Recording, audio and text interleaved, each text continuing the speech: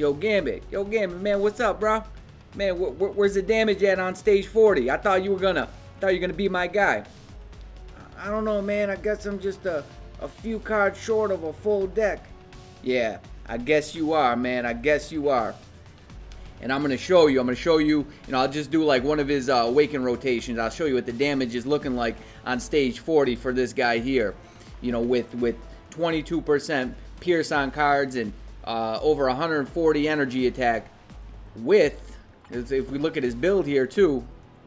By the way, that's not going to be what the main topic of the video. I'm just going to sprinkle that in here.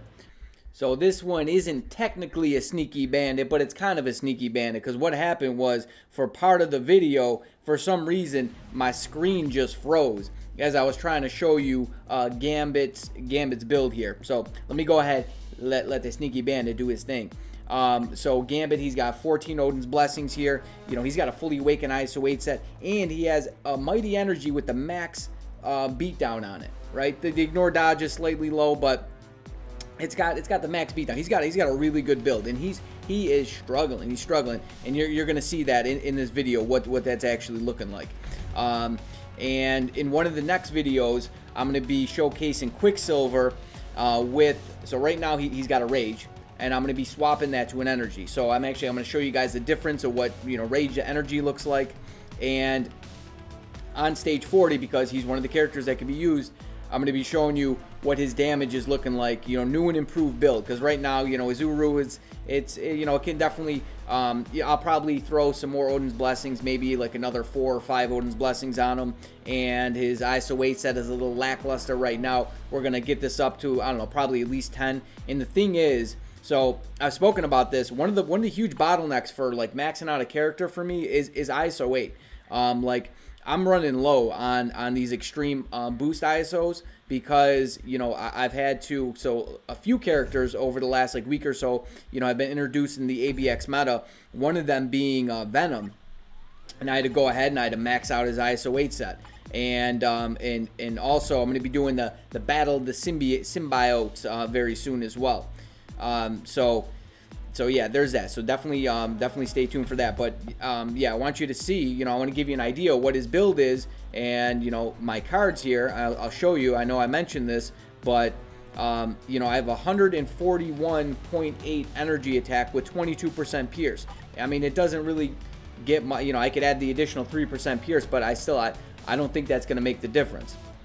And actually, I want you guys to let me know what a bottleneck for you is maxing out characters. I want to know if it's ISO, if it's gold, if it's just Uru, or is it CTPs? What is holding your build back? All right, now back to your broadcasting. All right, so for today, now the thumbnail suggests that, you know, it's Moonstone, you know, stage 39, like all over again. It's not the same thing, and the reason why I'm doing this again is because I have a slightly different strategy that I use that you may have seen in the last video. So it's a little bit different, and I'm having a lot of players ask me about what they can do to complete that 100-second challenge for null, going up to stage 10. I think a lot of players are now reaching stage 10, and they're looking to progress to stage 11. And one thing I want to make mention of is I've said it before, but I can't stress this enough. The Conqueror level is so important when it comes to null. It's really important. Like, you could have no Pierce on your cards, and you can progress through null. You know, being that your Conqueror level increases. So like the higher stage that you play, the more increase that you get to your Conqueror level. So, you know, if you're trying to be, you know, super advantageous, and you have the time on your hands, you know, play the highest stage that you possibly can for null, and then it's gonna make you know, the next clear that much easier as this Conqueror level goes up. Now, from, you know, where I'm at, like the stage that I'm on, it's just, you know, 40 in any case. My Conqueror level being at, was it 53 right now?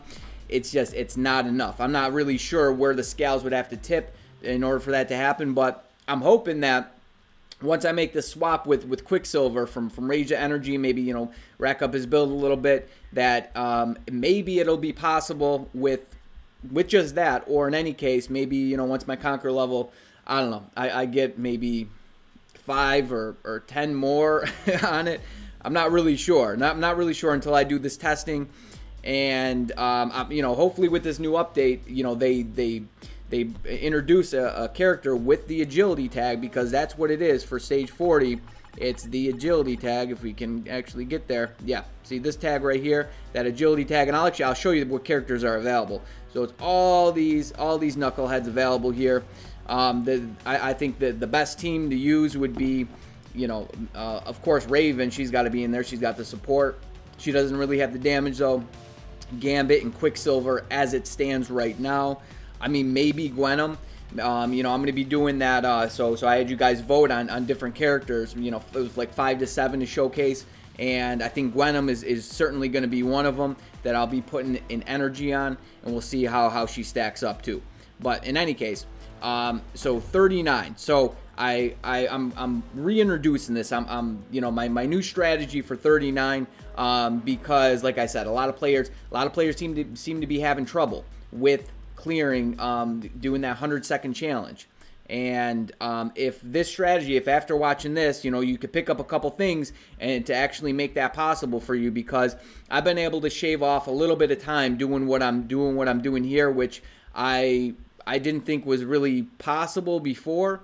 There's a couple tricks in here. And then after that, I have a new team up that I'm using that I don't think I showed before. It's Star-Lord lead, Cable, and Gambit. And a couple things that I learned that makes the clear just a little bit easier just after playing it, just through experience. And hopefully, you know, that could help you out as well, because that team up there, I think that's a really good team up that'll carry you, you know, quite far, at least up into stage 25, because you can use that team. Obviously, you can use it from 1 to 15. You can't use them from, I don't think any of those characters are available from 15 to 20, and then you can use them again from 21 or 20 rather, 20 to 24. You could use them during those stages there. Oh, one other thing that I actually want to mention to you guys is they put a regen in here. And I think they put a regen in here just so they could technically say that forging CTPs now is technically free to play.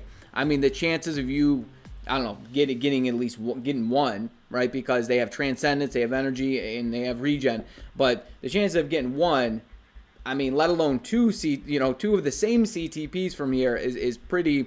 I'm gonna say those chances are pretty slim, especially if you're not spending crystal. Like if you're free to play, you're probably not clicking that 75 crystal button right there to change the reward.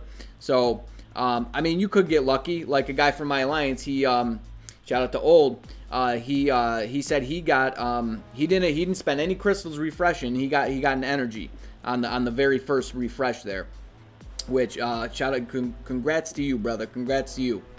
All right, so let's jump into this. Let me.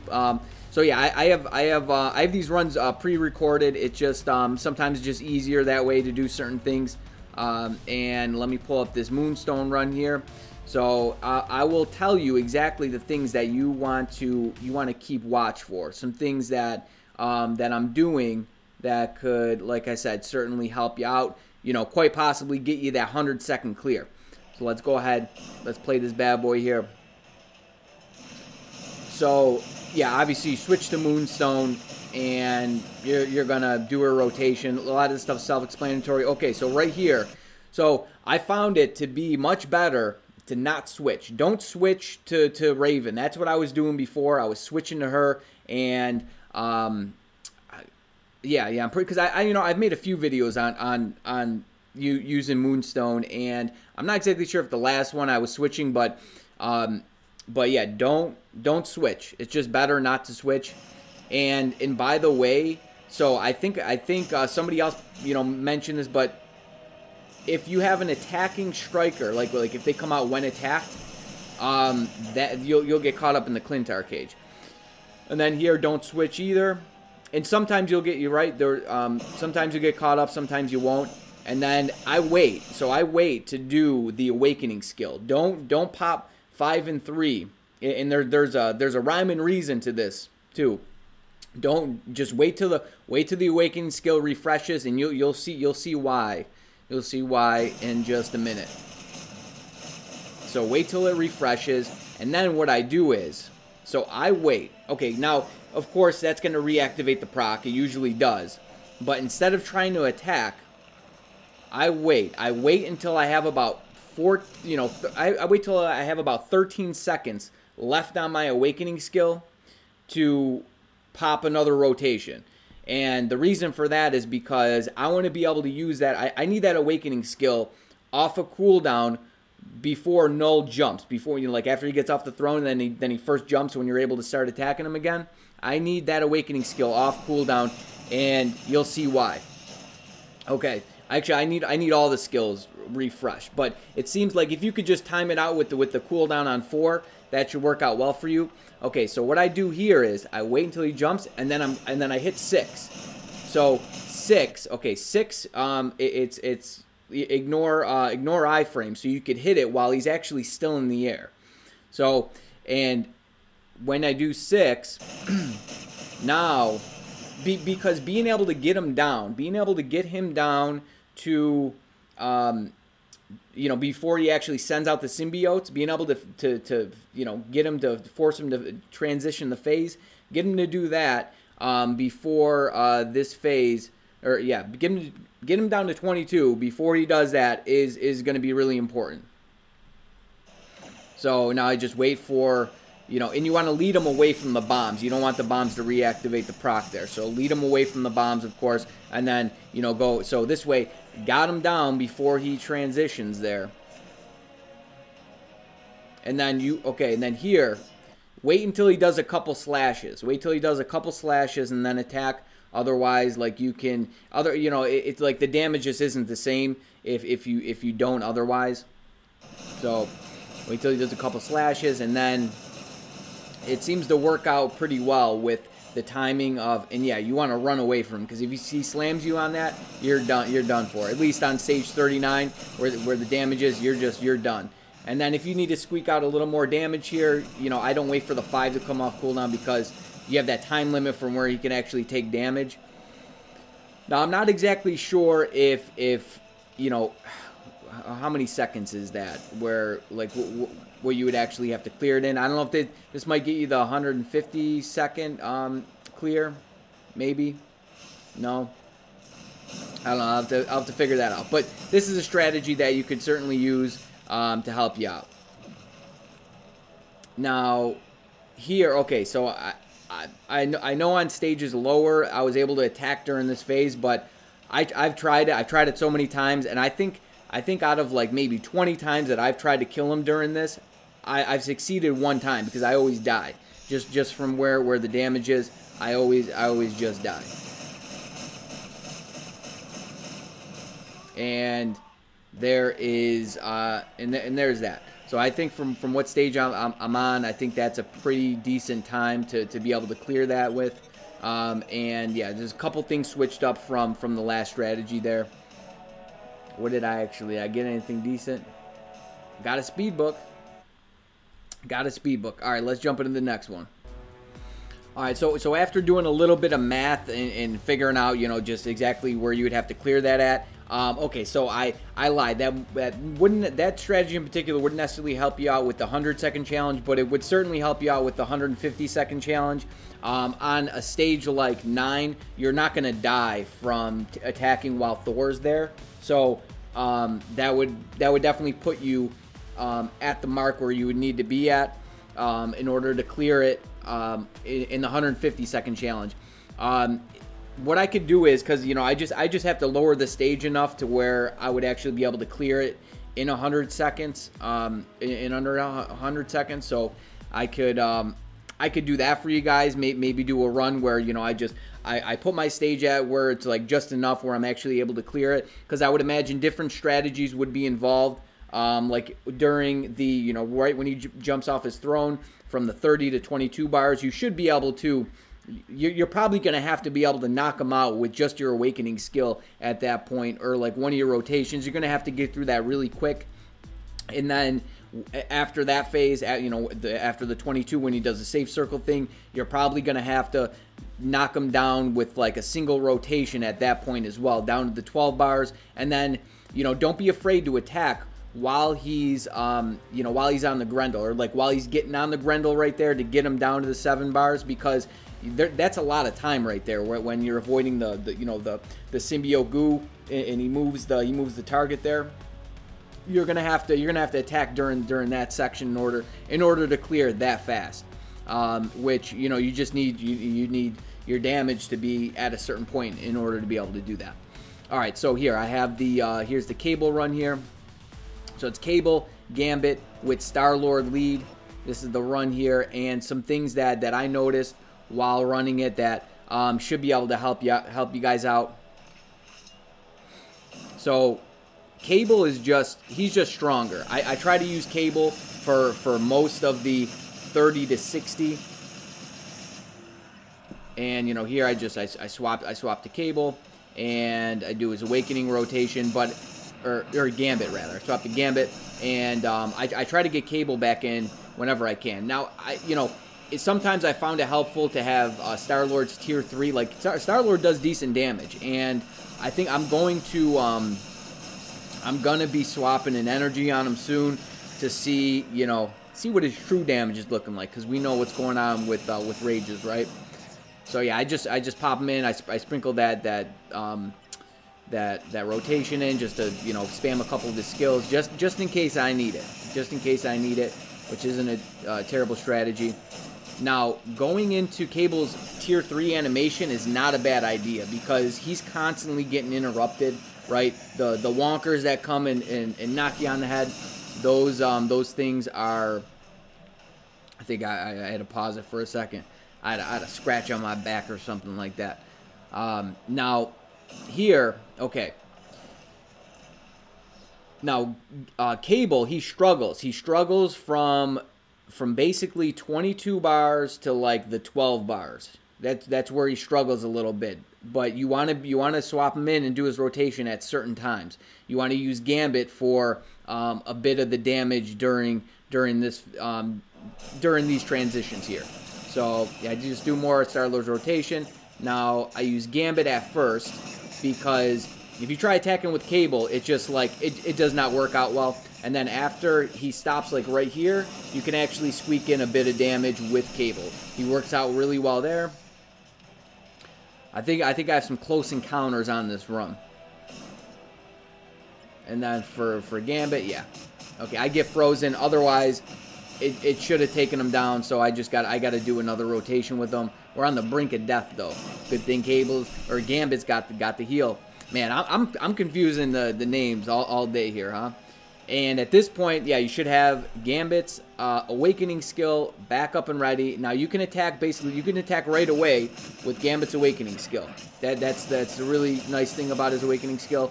And then plug Cable in, and sometimes it could be hit or miss though with Cable, with Cable. And good thing with Gambit is you can move with his skill, so you can actually attack during this section here. And again, on the brink of death, we survived though. And here, push him down to the 12 bars. So Cable is really good for like right here. He's got quick and nice burst damage.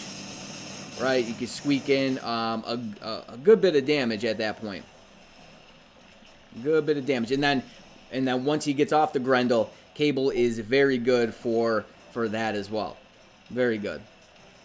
And you want to save Gambit's Awakening skill for, you know, the 7-bar phase. Save his Awakening skill, because you can use his Awakening skill during that phase. Now you'll notice I don't hit the 3 because I'm really low on health here. And okay, one thing I want to say is you can use his Awakening skill before you're able to use any of his other skills because of that ignore iframe. So you might have to, you know, you don't want the Awakening skill activating the proc. You want the proc on the 5. But, you know, it worked out where the proc actually didn't activate until I was able to hit the 5. But you want to keep that in mind.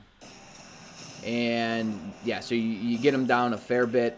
Now, if, like, you know, say one of my characters died, that's when Star-Lord's tier 3 would come in handy. I have that charged up. I don't use Cable's tier 3 right there. It really doesn't matter. I knew I was going to kill him. I use it here, though, for whatever reason. It doesn't really matter. Does not matter. Yeah, and I've been getting a lot of books from Null. So I hear people saying, like, I don't get any books from Null. But I've been getting a lot of books from him. Oh, all right. So there's that. Those are my 2 runs there. Well, you thought you were going to skate on a sneaky bandit, huh? Well, think again, friend. Now, I did mention that I'm going to show you what Gambit's damage is looking like at stage 40 to show you what is actually going on here. And based on this, I have a prediction. I have a guesstimation that I will reveal after I show you what's going on here. Okay, so just an awaken rotation here. I mean, what's that? A couple bars at best. It actually seems to be decent damage, like on his 4. Okay, come on. Come on. And here we go. You know, I'll try to get down to the first symbiote goo phase here. Just so you can see, like, how much time it's actually taken. Okay, so is that just like a bad proc there? Okay. Well, in any case. Where's the symbiote? Okay, so I don't know. We'll just say it was going kind of bad, but in any case, you can see that where the damage is. It's about 30 seconds. About 30 seconds. I think I could do it, you know, in like 25 seconds if I'm just doing, you know, Gambit solo, but it's still far too much time. It's far too much time, and he just can't cut it. He's certainly a few cards short of a full deck. Now, if you look at the strikers, so we have White Fox is one of these strikers, which that would be awesome if she got, we need more support characters to be available for Null, right? We just need more support characters because there's just not enough. I mean, you know, you got Storm with her elemental damage, you have Mystique, you know, we got Valkyrie recently, which is awesome. But, you know, you have Cyclops. He's a good lead, you know, / passive. But outside of that, there's really not much. There's nothing, actually. Now, the thing is with White Fox, her leadership. Now, let's go to, let's find White Fox and her leadership, I'm saying. Her passive here, it applies to allies with leadership. So, but I believe on this uniform, doesn't she get something else too, right? She gets, so it increases, applies to all hero allies. She gets 15% increased all attacks, and then, you know, you got the chain hit, and then the ignore dodge. So, I mean, you know, hopefully, I mean, it would be awesome if she got it, and then hopefully they actually change that to apply to, like, all characters, right? That would be pretty cool because they need to do something. They need to do something right now because there's nobody in the game. Even my buddy Gorilla Baby 24, he's telling me he right now he has 25% Pierce on cards. He got all his cards blue, and he can't do it. He's saying Gambit is just not enough. It's just not enough damage there. I'm gonna be testing out Quicksilver in one of these next videos, and you know, after he sees that information, you know, hopefully it's good. Hopefully he'll be able to do it, but I don't know. I can't say for certain yet. So, you know, that's something to possibly look forward to or not look forward to once you actually get to stage 40, because, man, it's like it's a stopgap. It's a stopgap for every well, it's not. It's a roadblock. It's a roadblock for everybody right now. I mean, maybe unless you want to pay the crystals to continue through the stage, but that's not a good use of resources, in my opinion. Don't do that, by the way, because the next stage is just going to be just as hard, right? I mean, maybe if you do it all the way up to 45, I can't recall what the requirements are at this point, but I'll go and check. I'll check that out and see what it is. See if that would actually be a wise choice to just continuously progress. But I'm telling you, I'll show you in this Quicksilver video the damage that Null actually does to you. It's a lot of damage. So it's even really hard to stay alive. So I don't know. I'm guessing that there's going to be some more changes coming, some things to be able to take you a little bit further in the game. We'll see. In any case, back to your broadcasting. just a couple last things before I end the video here. I want to know, because I haven't been getting, for the past 2 months, I have not got the mythic pass. I got the legendary. I feel like there's some good value in the legendary. Mostly I for the awakening crystals. That's one of the reasons why I get the legendary. But I haven't been getting the mythic. I don't know. I just don't see the value in the mythic pass. Really, I just don't. Like, I don't really need anything from it. Honestly, the only thing I'd really need from it is maybe the hidden tickets. But, like, I don't know. I've been kind of dwindling on those. Like, how many do I have? 428? I don't know. I feel like I stay pretty much at that point, as long as, I get them from, like, the Shadowland boxes and all that, or squad battle boxes. I've been getting some hidden tickets. And yeah, I'm gonna do one pull, one card chest pull. Let's see if we get lucky here. I don't necessarily need any of these cards, but just for like I said, I'm stacking up my cards to do some some card rolling and then some craft combining. Probably, well, as soon as I get a roll that's good enough to actually go ahead and do that. So let's see if we get another card to actually do that with. No, but I got a monsters card. Now somebody mentioned, so I actually mentioned this. I said, like, man, if you don't have the monsters card set, like, now's the time to get it, because I swear every time I do a pull, one of those monsters cards are actually in there. But then somebody said that they won't show up for you unless you have the set already, which I find kind of strange. Like, why they would do that, I really don't know.